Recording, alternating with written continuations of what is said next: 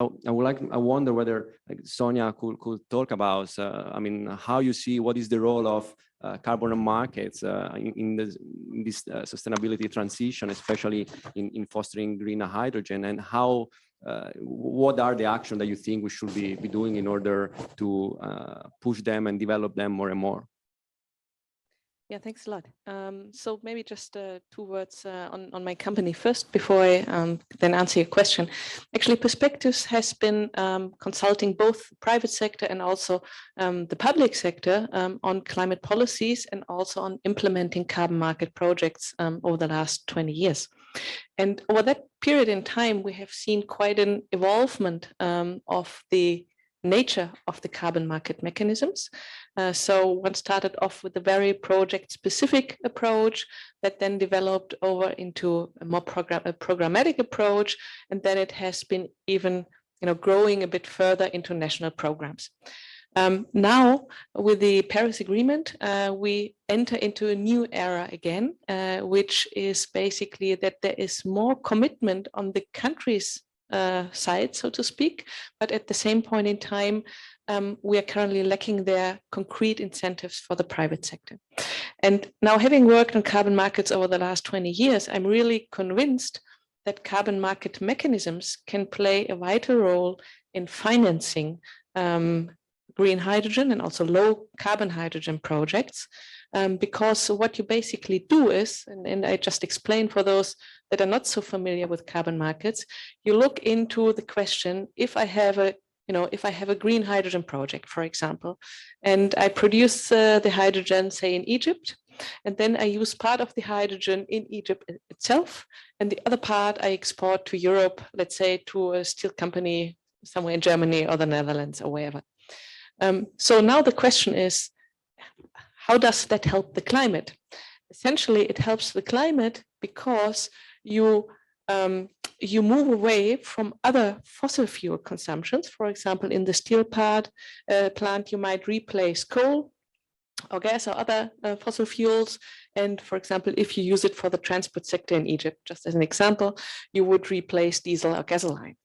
So essentially what you do is you calculate the baseline emissions. So this would be your fossil fuel consumption. And you look at what are the carbon emissions of the hydrogen projects. And the difference between this is what you can make to carbon credits. And then you can sell the carbon credits on the market.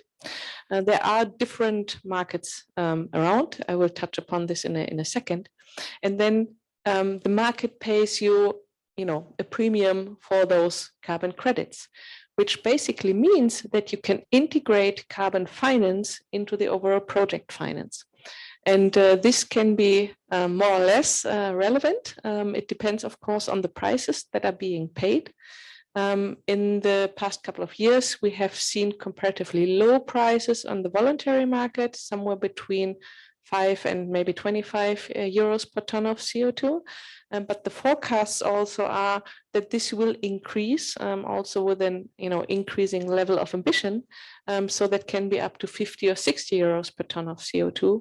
And then in other carbon market segments, such as the EU emissions trading scheme, we already have reached the 100 euros per ton threshold just shortly, a couple of weeks ago. But I think constantly it's somewhere between 70, 85 euros.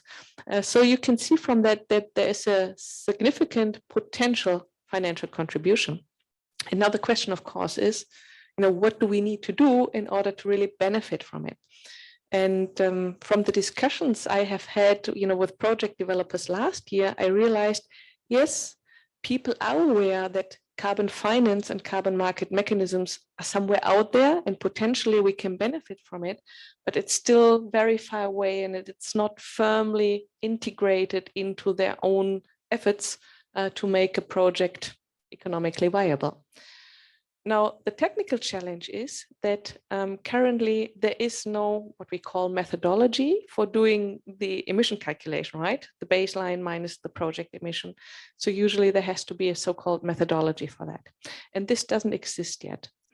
So for that reason, we at Perspectives are currently launching a new initiative that is called the Hydrogen for NetZero Initiative, that will bring together industry players and project developers, and also the key standard setting bodies on the voluntary market, so namely Gold Standard and Verra. The two of them roughly make 80–85% of the voluntary carbon market right now. And under this initiative, we will first of all develop a full set of carbon methodologies so that after they are created, project developers can utilize them and really apply them for their own calculations and then aim for carbon credit generation. And secondly, we will create a stakeholder engagement platform where people can exchange on their strategies for reaching corporate net zero targets and for probably choosing the best market segments that are out there. So this initiative will be launched in the next 2–3 months. And we are still open for new members that would be interested to bring in their green hydrogen projects and contribute to the development of the methodologies, because I feel that this work can really be a large foundation for all future developments, right? Not only for the voluntary carbon market, but then also for Article 6 under the Paris Agreement once it's there. So there's really now a chance to contribute to that. And if people are interested, I'm more than welcome to approach me on that. Thank you so much, Sonja. And